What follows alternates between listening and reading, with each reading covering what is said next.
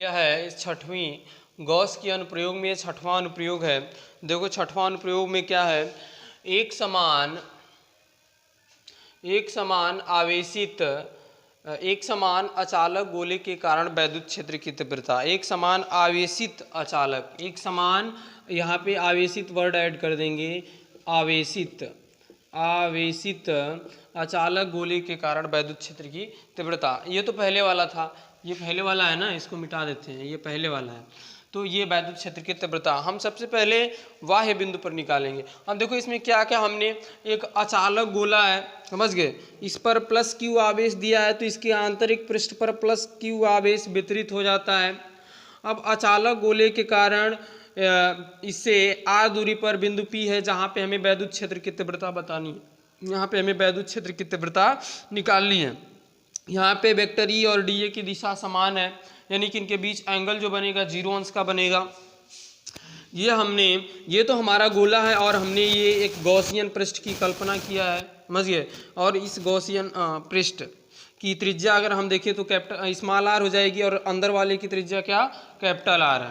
तो हम सबसे पहले बाह्य बिंदु पर वैद्युत क्षेत्र की तीव्रता निकालेंगे। क्षेत्रफल अवयव dA के कारण dA से होकर गुजरने वाला वैद्युत फ्लक्स, समझ गए।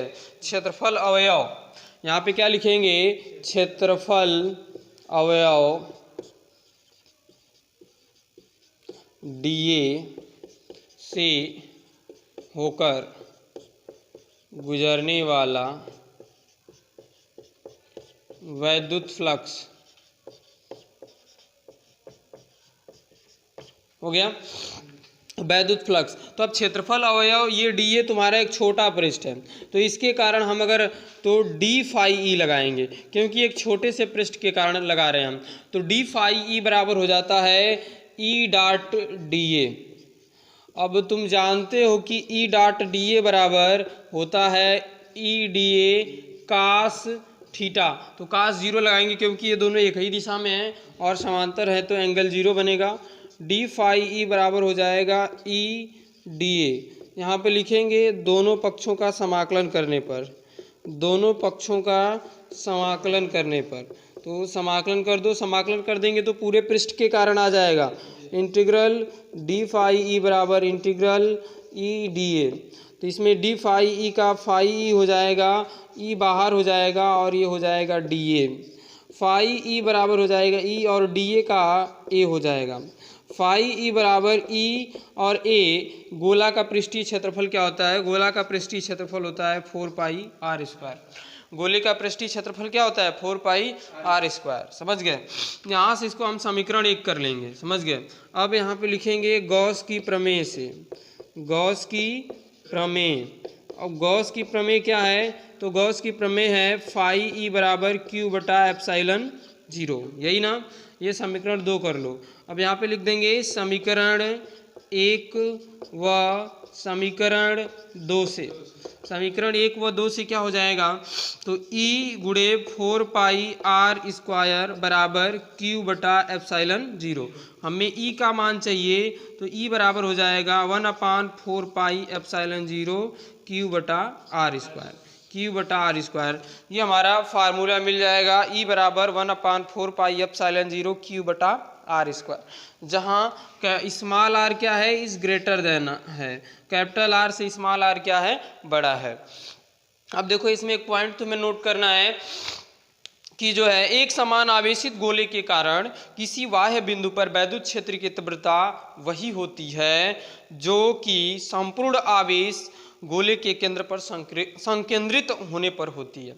यानी कि एक समान आवेशित गोले के कारण बाह्य बिंदु पर वैद्युत क्षेत्र की तीव्रता वही होगी जो इस पूरे गोले के कारण इसके केंद्र पर होगी, समझ गए। यानी कि यहाँ पे वैद्युत क्षेत्र और यहाँ पे वैद्युत क्षेत्र की तीव्रता समान होगी, समझ गए। दूसरे शब्दों में यदि कहा जाए तो गोले के बाह्य बिंदु के लिए इस प्रकार व्यवहार करता है जैसा कि इसका संपूर्ण आवेश इसके केंद्र पर हो, समझ गए। यानी केंद्र पर और संपूर्ण इसके पृष्ठ पर वैद्युत क्षेत्र की तीव्रता समान होगी। अब चलो देखो यहाँ पे हम लिखेंगे,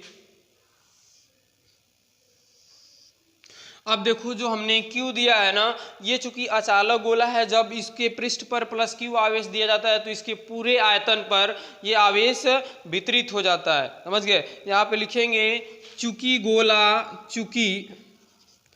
गोला अचालक है, चूंकि गोला अचालक है, गोला क्या है जी? अचालक है, अचालक है, अतः आवेश गोले के संपूर्ण आयतन में वितरित है। अतः आवेश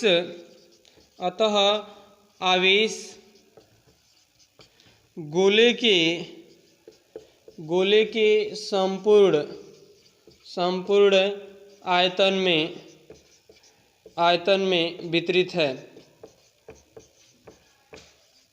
आयतन में क्या है जी? आवेश आयतन में वितरित है। यदि आवेश का आयतन घनत्व रो हो, यदि आवेश का आयतन घनत्व रो हो तब आयतन को रो से प्रदर्शित किया जाता है। समझ गए? अगर आवेश का आयतन घनत्व रो हो, अब ये रो कहाँ से आ गया है? मैंने बताया कि जब इस गोले को प्लस Q आवेश दिया जाता है तो इसके पूरे आयतन में वितरित हो जाता है। तो यहाँ पे आयतन घनत्व लगाएंगे, आवेश का आयतन घनत्व। और आयतन घनत्व बराबर क्या होता है? तुम्हें पता होगा आयतन घनत्व बराबर क्या होता है? घनत्व बराबर होता है द्रव्यमान बटा के आयतन। क्या होता है? द्रव्यमान बटा के आयतन। अगर यहाँ से मैं द्रव्यमान का मतलब यहाँ पे Q हो गया, समझ गए? तो अगर यहाँ से हम जो है रो बराबर निकाले, घनत्व बराबर, तो रो बराबर क्या मिल जाएगा हमें? Q/V। V का मतलब आयतन। तो यहाँ से हम Q निकाल लें तो Q बराबर हो जाएगा रो गुणे V। तो Q बराबर रो तो ठीक है, और V का मतलब आयतन, और आयतन किसका लगाओगे? गोले का आयतन। और गोले का आयतन क्या होता है? 4/3 पाई r क्यूब। गोले का आयतन क्या होता है? 4/3 पाई r क्यूब। समझ गए? तो हमने गोले का आयतन 4/3 पाई r क्यूब कर लिया। गोले की त्रिज्या क्या है? r है। कैपिटल तो गॉसियन वाले का है, कैपिटल स्मॉल r तो गॉसियन का है। तो देखो ये त्रिज्या r है, तो r क्यूब हो गया। कैसे हुआ? तो बगल में लिख लेना, गोले का आयतन बराबर होता है 4/3 पाई r क्यूब, अगर त्रिज्या कैपिटल R हो। तो यहाँ से Q बराबर मिल गया। अब अगर हम ये जो E बराबर निकाले हैं, इसको हम समीकरण 1 कर लें। अब समीकरण 1 में क्या करेंगे? समीकरण 1 में Q का मान रख दो। क्या करेंगे जी? समीकरण 1 में Q का मान रख देते हैं। तो समीकरण 1 से तो समीकरण 1 से E बराबर क्या मिल जाएगा? E बराबर 1/4 पाई एप्सिलॉन 0। Q के जगह पे लिखेंगे 4/3 पाई r क्यूब अपान क्या? r square. ये देखो 1/4 पाई एप्सिलॉन 0, Q के जगह पे ये Q का मान रख दिए हैं, और बटा r स्क्वायर। अब जो कटेगा यहाँ से देखो 4 से 4 कट जाएगा, पाई से पाई कट जाएगा। समझ गए? और कुछ नहीं कटेगा ना, और नहीं कटेगा कुछ, तो हम जो है बाकी को लिख लेंगे। E बराबर हमें मिल जाएगा रो बटा एप्सिलॉन 0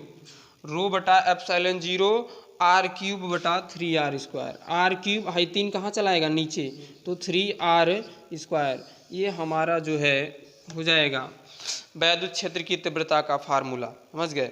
ये क्या हो गया? हमारा वैद्युत क्षेत्र की तीव्रता का फार्मूला बाह्य बिंदु पर। समझ गए?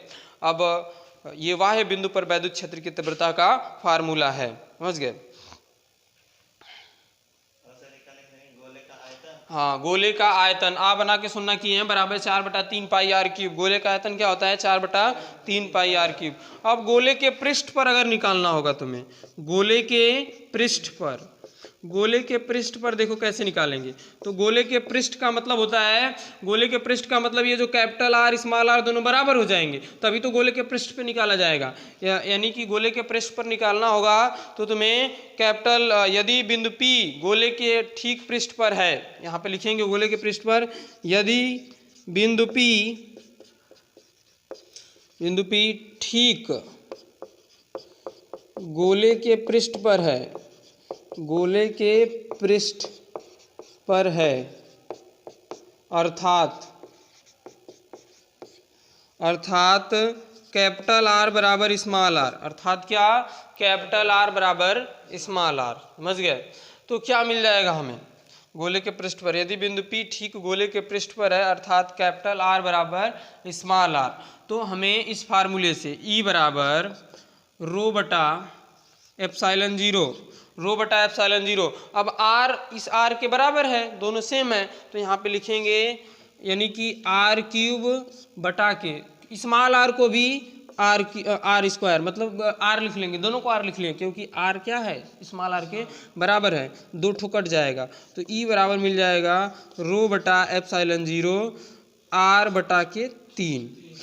ये फार्मूला हो जाएगा गोले के पृष्ठ पर का। ये फार्मूला कहाँ का हो जाएगा जी, गोले के पृष्ठ पर वैद्युत क्षेत्र की तीव्रता का फार्मूला होगा रो बटा एप्सिलॉन जीरो अपान r/3, अपान नहीं, rho by epsilon zero into r/3 है। ये हमारा गोले के पृष्ठ पर वैद्युत क्षेत्र की तीव्रता का फार्मूला हो जाएगा। इसके बाद हम आंतरिक पृष्ठ पर निकालेंगे, समझ गए। इसके बाद क्या निकालेंगे, आंतरिक पृष्ठ पर। तो इसको नोट करो अभी।